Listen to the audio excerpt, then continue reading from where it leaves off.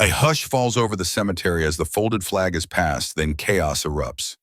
On live television, a black general is dragged away in handcuffs at her son's funeral, her dignity trod underfoot by the very badge sworn to protect. What starts as a moment of wrenching grief becomes a national reckoning, peeling back layers of conspiracy and corruption in our courts and police forces. Join us as we trace the line from that shocking arrest to the movement it ignited.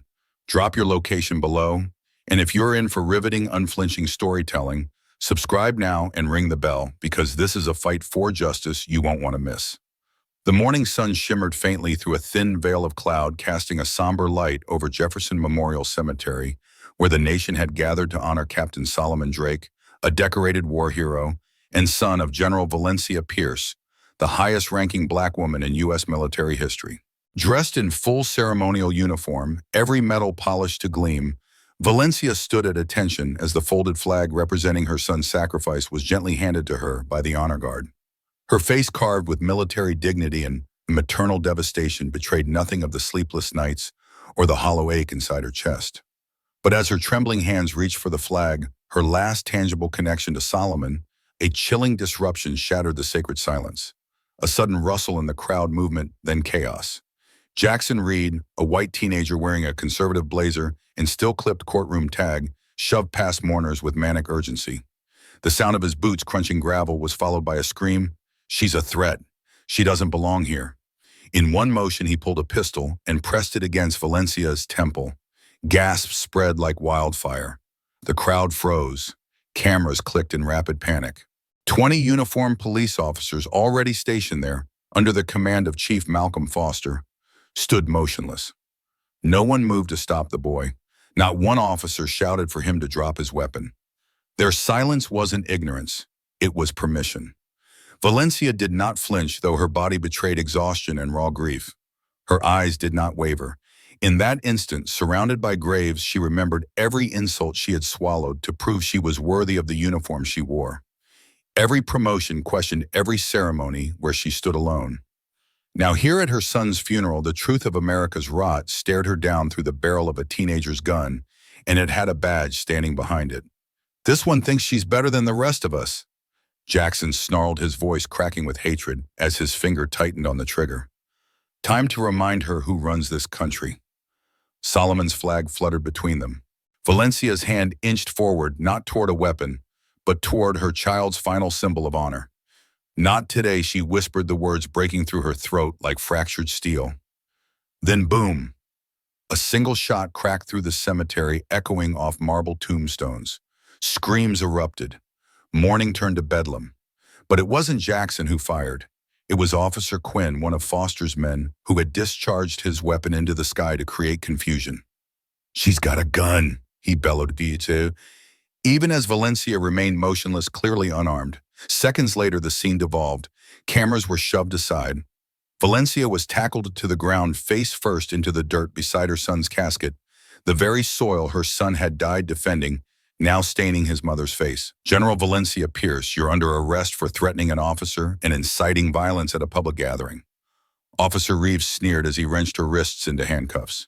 The flag had fallen, her son's flag trampled under boots. Valencia, the embodiment of discipline, service, and sacrifice, was dragged away in front of the nation, still clutching nothing but air and grief. Phones captured everything. Live streams shocked cries, her stoic face distorted in pain and humiliation. The narrative had been twisted in real time, turning a grieving mother into a criminal. She had come to honor her son. She left in shackles. This was no mistake. This was a message, one designed to break her, to remind America's most decorated black general that no matter the stars on her shoulders, she would always be black first in a system designed to destroy her dignity. But as the police cruiser door slammed shut behind her and the cemetery receded into the distance, Valencia's resolve began to crystallize. They had crossed a line. This wasn't just her story anymore. This was war. 3 days before the funeral that would shatter the illusion of honor in America's most sacred institutions, General Valencia Pierce stared out the window of her descending flight, watching the city of Houston slowly come into view beneath thick clouds. Below lay the ground where she would bury her only son. The aircraft hummed softly around her, but inside a storm churned. Her uniform was flawless, sharp creases, polished buttons, medals reflecting the faint light from above. But it felt like paper armor, barely containing the weight of grief pressing against her ribs like steel bars. Captain Solomon Drake, her son, her joy. He had been brought home from Afghanistan in a flag-draped coffin, having died while serving the very nation now preparing to measure how much respect it would afford his memory and hers. The plane touched down with a jolt. She inhaled slowly, steadying herself. Military discipline had taught her how to bear loss, but bearing the child she had raised to believe in justice and truth was a battlefield she had not trained for. As she stepped into the airport terminal, the usual whispers followed. Passengers turned their heads. Some saluted, a few clapped softly, eyes wide with awe. A little black girl tugged her mother's sleeve and pointed, whispering, "Mommy, is she a superhero?" The mother nodded and smiled. For a moment, Valencia's lips curved, but it vanished just as fast. The peace did not last. Security Officer Greg Matz, a thick-necked white man with pale blue eyes and a badge resting too proudly on his chest, stepped forward. "Random screening," he announced without meeting her eyes. Valencia blinked. "I've already cleared security before my connection. I'm on emergency family business. I'm General Valencia Pierce. Here are my papers." She handed over her military ID, her orders, and the official travel documents. Matz didn't even glance at them. He smirked. "This says you're a lieutenant general." "Is that right? This looks fake. You saying you earned all this?" His tone dripped with mockery. Nearby travelers fell silent. Phones hovered awkwardly. Some turned away. Others watched wide-eyed. Valencia steadied her breath, though her blood surged in disbelief. She had faced down foreign generals, survived ambushes, commanded battalions, but this was what America still did to a black woman in uniform. "Officer, I'm burying my son, Captain Solomon Drake. He died serving this country. Please don't make this harder than it already is." Matt scoffed. "You want to talk hard? Well, try doing my job. Step aside, remove your jacket. We're going to verify whether that uniform belongs to you." The next 2 hours were deliberate humiliation. He scanned her medals with suspicion, questioned her rank, called supervisors, who never came, and asked her to spell Pentagon 3 times as if it were a trick question. Stripped to her axe on the cold linoleum, her dignity laid bare before gawking civilians, the pain of her son's death mingled with a growing hot fury. Here she was not Valencia the general, but simply black. Just another body to be profiled, just another woman to be reminded that in the eyes of men like Officer Matz, her status meant nothing.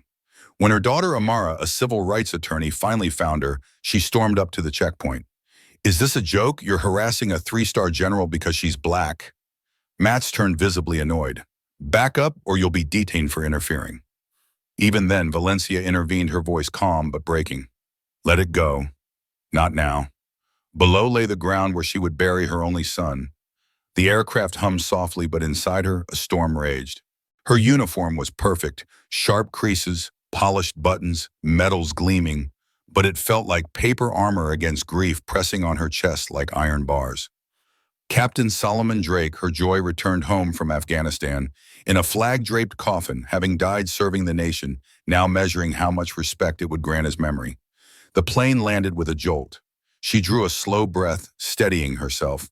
Military discipline taught her to bear loss, but burying the child she'd trained to value justice was a battlefield she hadn't prepared for. In the terminal, passengers whispered and stared. Some saluted. A little black girl tugged her mother's sleeve. "Mommy, is she a superhero?" Valencia almost smiled. Then she faced Officer Greg Matz, pale-eyed and mocking. "Random screening," he declared without looking up. "I'm General Valencia Pierce," she said, offering her military ID and orders. He sneered. "Lieutenant General, prove it." Nearby travelers fell silent as he questioned her medals and rank, even making her spell Pentagon on demand. Stripped to her socks on the cold floor, her status washed away, she felt raw fury and humiliation. When her daughter Amara, a civil rights attorney, stormed in, "Is this a joke?" Matz threatened her with detention. Even then, Valencia's voice remained firm, but breaking. "Let it go. Not now." She crossed the aisle toward the boy. His victim's mother, eyes puffy from tears, clutched her son's photo. She'd been told the hallway camera failed and witnesses recanted, but she knew he'd been beaten for wearing a uniform they said he didn't deserve.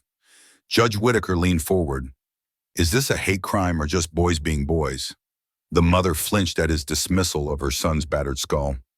He then granted the boy release pending a behavioral hearing, ignoring gasps from the gallery and her sobs. In the back, General Valencia Pierce, in plain clothes, gripped a file marked Solomon Drake. Hours earlier, she'd read his notes linking Officer Reed Jackson's father and Judge Whitaker to a secret network protecting white offenders and targeting black servicemen. Watching accountability erase Valencia felt sick. The same boy who'd assaulted a JROTC cadet was now pitied as troubled, while black teens faced criminal records. She realized the courtroom was their stage and Whitaker its director. Outside, reporters hailed Jackson's second chance, arranged by Chief Foster to polish his image. Unseen Valencia. As resolve hardened, the courts would be her battlefield and their next mistake their last. Then from the shadows, a figure stumbled forward. Officer James Chen, bloodied and limping, one eye swollen shut. "They found out I was working with Solomon," he rasped before collapsing into Valencia's arms. Panic surged as she dragged him behind a concrete pillar. "They're going to bury you next. They want you silenced before the funeral." He pressed a crumpled flash drive into her palm. "Everything they couldn't erase is on this. Keep it safe." Seconds later, tires screeched above them. Valencia looked up to see an unmarked black SUV with illegal tinted windows idling at the ramp. Without hesitation, she hoisted Chen into her car and sped off. This was no longer surveillance, but an open threat. Back at her hotel, the hallway was darker than she remembered. The door clicked open too easily. Inside, drawers were ransacked, clothes dumped. In the closet lay a single sheet of paper bearing a crude sketch of her kneeling at a funeral casket, the words, "Know your place," scrawled in red. Fingerprint blue smears marked the envelope, proof it came from inside the system. By morning, the manager confirmed security footage for her floor had been wiped and no record existed of anyone entering her room. A dismissive officer called it probably a prank. Valencia said nothing and left. At a roadside diner, her daughter Amara waited with a laptop open. "We need to go public," Amara urged. "This is domestic terrorism, not corruption." Valencia's face remained unreadable. "If we speak too soon, they'll call me unstable," she said. "We wait until they believe they've won, then they get sloppy and we strike." As they stepped outside, a second envelope lay under Valencia's windshield wiper, this one containing a single printed sentence. "If you speak at the funeral, you won't be the only one going into the ground." Valencia stood silently as wind swept through the trees, jaw clenched. They weren't just trying to silence her grief, they were weaponizing it. But they didn't know this General Valencia Pierce had buried soldiers under enemy fire and survived ambushes on foreign soil. The war she was about to wage on home ground would be her most dangerous yet, and she was ready. At dawn, a blood-orange sun rose over Jefferson Memorial Cemetery, casting long shadows across generations of sacrifice. Today, the air felt heavy, not with mourning, but menace. Valencia stepped from the black SUV in her pristine dress uniform, once worn to command troops abroad, now to bury her son at home. Yet here the enemy wore badges. She scanned the grounds with a soldier's precision. Houston officers, handpicked by Chief Foster, faces she'd studied in Solomon. Sfiles men who'd falsified reports and joked about maintaining racial imbalance. In the center stood Jackson Reed Smug in his ceremonial blazer, part of a calculated spectacle to break her publicly. Amara leaned in close. "They're watching every move." Valencia nodded without turning. Black veterans were held at the gate. White attendees passed freely. This ceremony was theirs by right, but the message was clear: this space was not for her. Still, Valencia carried herself with measured dignity. Sitting beside her father and daughter, she fixed her gaze on the coffin. When she rose to speak, the trap snapped shut. Cameras clicked, officers closed in, and Chief Foster watched with arms folded. Valencia took a breath and began her eulogy, determined to finish what Solomon started, whatever the cost. Jackson Reed strode through the crowd toward her voice too loud, General Pierce. Cameras swiveled, but officers did nothing. He slipped a black object from beneath his blazer, shaped like a gun. Valencia's instincts flared. Amara shouted, "He's got something," but it was too late. Rather than stop him, officers attacked her. Reeves tackled Valencia to the ground while Quinn fired a warning shot into the air. "She's armed. She's threatening the boy," Reeves cried. Mourners gasped as cameras rolled a black mother in uniform face down in cemetery dirt. wrists cuffed at her own son's grave while the white teenager stood free. Her father struggled to help. Amara was shoved back. Solomon and his soldiers formed a shield, but were met with drawn guns. Valencia lay still, dust and tears streaking her face, whispering, "I see you, Solomon. I see what they feared." Beneath her, the folded flag and the cold steel of Reeves's knee pressed into her shoulder. 20 officers, handpicked by Chief Foster, watched silently, enforcing her silence. A decorated war hero and the highest-ranking black woman in the U.S. military was being arrested at her son's funeral, the barrel of a service pistol still warm at her temple. A hero's child deserved better. Inside the squad car, Valencia sat motionless, grief hardening into resolve. They had desecrated her son's final moment under the flag she'd defended. They thought they'd broken her, only made her unstoppable. Harris County Jail's holding cell reeked of disinfectant and despair. The door clanged shut behind Valencia in her blood-stained dress uniform. She sat rigid on the steel bench, wrists still raw from the cuffs, echoing Solomon's flag hitting the dirt. 48 years of service, and now she was a prisoner of the very system she protected. 4 hours passed with no call, no medical care, no water. Her paperwork vanished twice. Sneering deputies forced her to repeat fingerprinting, mocking welcome to real work. Only Officer Lucinda Jackson, a black correctional sergeant, showed compassion. "You're moving to general population." Whitaker refiled it as attempted murder, security risk. In the general wing, inmates whispered, "That's the general from the funeral." One tall woman with braided hair approached. "Reverend, my brother served under you. You never lost a man. I'm Teresa. You're safe here." Around Valencia formed a quiet shield of fellow soldiers' families, blankets, food tips on guard rotations, solidarity in orange jumpsuits. That night, after guards tore apart her bedding, Jackson slid a burner phone under the door. Valencia held it tight. The fight was only beginning. 5 minutes, that's all I've got." Valencia grabbed the burner phone with trembling hands. "Mom, thank God." "Listen," Valencia interrupted Judge Whitaker, speeding things up. "They've upgraded my charges. They want to bury me before I speak." "We're already on it," Amara replied. "FBI's involved. Veteran groups are mobilizing. Agent Carter's pressuring the DOJ. Hang tight, we're coming." Before Valencia could reply, shouting erupted down the hall. "Surprise inspection," barked an officer as guards stormed the cell. Jackson vanished. Valencia slipped the phone into her waistband and stood calmly while they tore the room apart. One guard leaned close and hissed, "The gatekeepers send their regards," then spat at her feet. Lights stayed on all night, sleep deprivation their next tactic. Valencia sat upright, unwavering. Their uniform shaming was her armor. Their silence plan revealed their blueprint. Power drained from helplessness, replaced by strategy, resolve, and fury clad in metals. She pointed at the judge, whose smug composure crumbled. "You didn't just free a valiant racist, you engineered my son's death. You built a system that buries black ambition and rewards white brutality with mercy and excuses." The courtroom exploded. Reporters shouted questions, agents closed in, and the judge pounded his gavel in vain. "This recording is inadmissible," he protested. "Not under federal whistleblower law," Agent Carter cut in. "It was obtained legally by a DOJ informant." Carter turned to the bailiffs. "Take him into custody." For the first time, Judge Whitaker rose, not to lecture, but to be led away in handcuffs, his robe trailing behind him like a tattered flag. Across the room, the attacker wept, not with remorse, but at the realization that the network protecting him had fractured. Valencia Pierce stood still, her stormy resolve finally clearing. The courtroom, once his theater, had become her son's second funeral, this time with justice on its side. Within 24 hours, the courtroom brotherhood began to implode.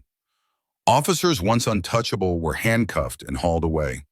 FBI and DOJ swarmed police headquarters to arrest Chief Foster for conspiracy, civil rights violations, deployment interference, obstruction, and domestic terrorism. Outside protesters cheered, waving signs demanding justice for Solomon.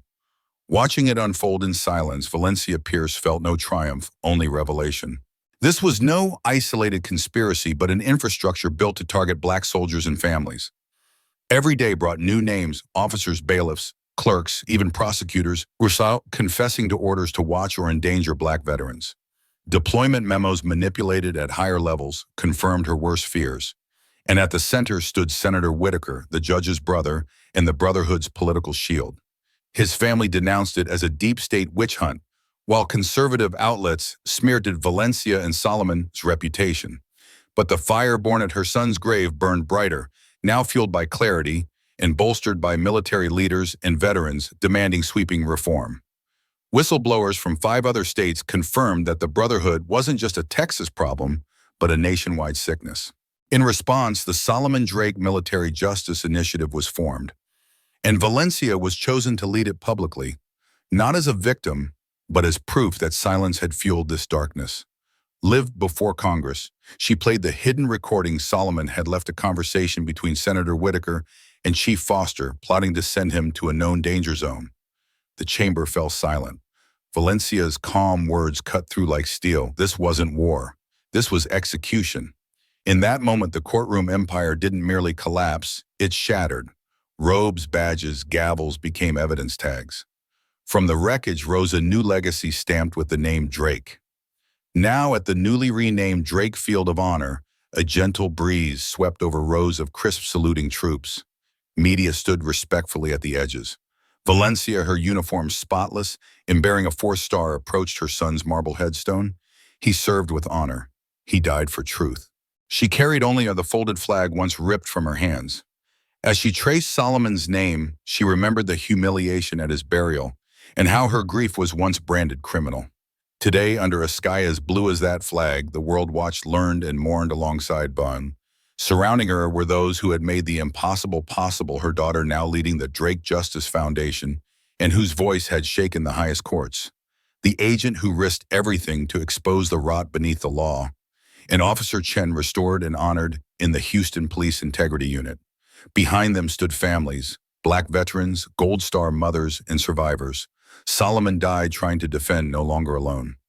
As Valencia approached, a second empty casket was brought forward, symbolizing every service member dishonored, not by enemy fire, but by the quiet violence of racism cloaked in badges and robes. She laid Solomon's flag atop it. One by one, survivors placed medals, letters, photos, and dog tags on the lid. Each item, a life shattered, a truth buried, a voice finally heard. Valencia turned to the gathered crowd. "I buried my son twice," she said, voice trembling with truth, once in war and once under injustice. But he did not die in vain. He revealed a system built to erase us, and now that system is falling. The applause rose like distant thunder until even those who once looked away could not help but stand and honor what had been undone. As the empty casket was lowered beneath the new monument, the wall of the forgotten Valencia knelt at her son's grave, hand on the stone. "We finished it, Solomon," she whispered. "You lit the fuse. I carried the fire. Now the world knows." Her tears did not fall. Her grief had been transformed into purpose. She returned not to bury the truth, but to crown it and to ensure that no mother, no soldier, no Black life in service would ever be discarded again. The world had buried her son, but Valencia Pierce buried the empire that killed him. Through that painful and enraging journey, we learned that justice does not arrive on its own without courageous voices speaking out against injustice. The story shows how power can be abused to destroy human dignity, but the strength of determination and solidarity can shatter the wall of silence. If I were the protagonist, I would continue building support networks, from public forums to legal campaigns, to protect the vulnerable and prevent abusers from repeating their brutal acts. I would use my voice to push for lasting reforms, collaborating with police oversight bodies and civil society, setting higher standards for transparency and accountability. Will racism be eradicated by 2050? That is certainly not an easy task. But if each generation dares to confront prejudice, educates one another on history and the value of equality, then in half a century we may witness a society with far fewer biases, where skin color no longer acts as a barrier. The road ahead remains long and demands continuous effort, but this story reminds us that every great change begins with small, persistent, and hopeful actions. Note, this story is entirely fictional and created for the purpose of raising awareness. It highlights issues of responsibility, justice, and the importance of treating everyone with respect and dignity. We firmly oppose violence, prejudice, and injustice in all forms. Viewer discretion is advised.